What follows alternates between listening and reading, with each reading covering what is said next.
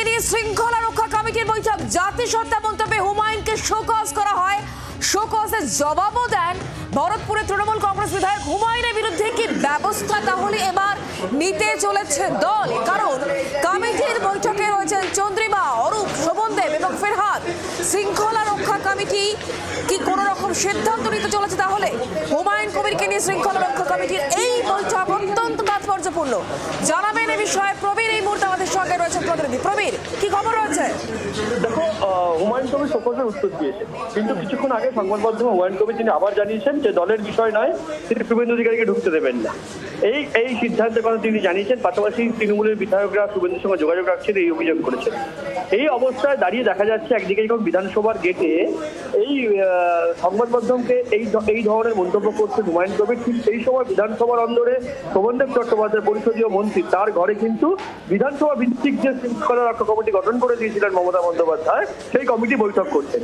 এবং মনে করা হচ্ছে, যেটা জানা যাচ্ছে, যে হুমায়ুন কবিরকে নিয়েই এই বৈঠক, যেখানে শোভনদেব চট্টোপাধ্যায়, ববি হাকিম, অরূপ বিশ্বাস, চন্দ্রিমা ভট্টাচার্য এবং দেবাশিস কুমার, এই 5 জনের কমিটি তারা কিন্তু বৈঠক করছেন। মনে করা হচ্ছে হুমায়ুন কবিরকে নিয়ে এই বৈঠক, এবং সেক্ষেত্রে যদি এই বৈঠক হুমায়ুন কবিরকে কেন্দ্র করে হয়ে থাকে, তাহলে আরেকটা জিনিস মনে করা হচ্ছে, তাহলে কি এবার কোনো কড়া সিদ্ধান্তের পথে হাঁটতে চলেছে শৃঙ্খলা রক্ষা কমিটি? কারণ মমতা বন্দ্যোপাধ্যায় 25শে নভেম্বরের বৈঠকে বলেছিলেন 2-3বার শোকজ করা হবে, তারপরে কিন্তু কড়া ব্যবস্থা নেওয়া হবে। ইতিমধ্যেই কিন্তু বিভিন্ন বিষয় দেখা গেছে 2বার শোকজ করা হয়েছিল ভরতপুরের বিধায়ককে, কিন্তু তিনি তার বিভিন্ন মন্তব্য প্রকাশ করে যাচ্ছেন। এই অবস্থায় দাঁড়িয়ে এখনকার যে শৃঙ্খলা রক্ষা কমিটির বৈঠক হচ্ছে, এই বৈঠক থেকে কি কড়া সিদ্ধান্ত ঘোষণা হতে পারে, কড়া ব্যবস্থা না হতে পারে হুমায়ুন কবিরের বিরুদ্ধে, এই জল্পনা কিন্তু তৈরি হয়েছে। প্রবীর, শোকজে জবাব দেওয়ার পরও আমরা দেখেছিলাম যে হুমায়ুন কবির তিনি বারবার করে বলেছিলেন তিনি তার বক্তব্যে অনড়। একদমই দেখো, তিনি আজকেও সংবাদ মাধ্যমে যা বলেছেন, সেখানে তিনি বলেছেন যে এটা দলের বিষয় নয়, এটা তার ব্যক্তিগত বিষয়। তিনি শুভেন্দু অধিকারী যদি ক্ষমা না চান, তাহলে তিনি শুভেন্দু অধিকারীর বিরুদ্ধে প্রতিরোধ করবেন এবং শুভেন্দু অধিকারীকে তিনি মুর্শিদাবাদে ঢুকতে দেবেন না।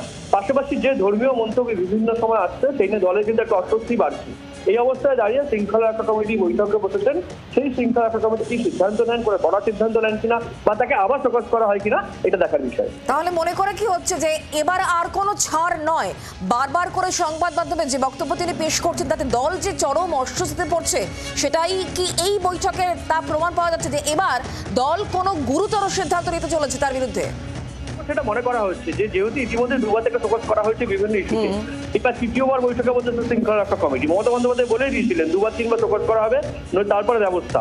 সেক্ষেত্রে দাঁড়িয়ে এই 3য়বারের যে বৈঠক হুমায়ুন কবিরকে নিয়ে, সেই বৈঠকে কোনো কড়া ব্যবস্থা না হয় বা তাকে আবার ফোকাস করা হয় কিনা, সেটা দেখা যায়।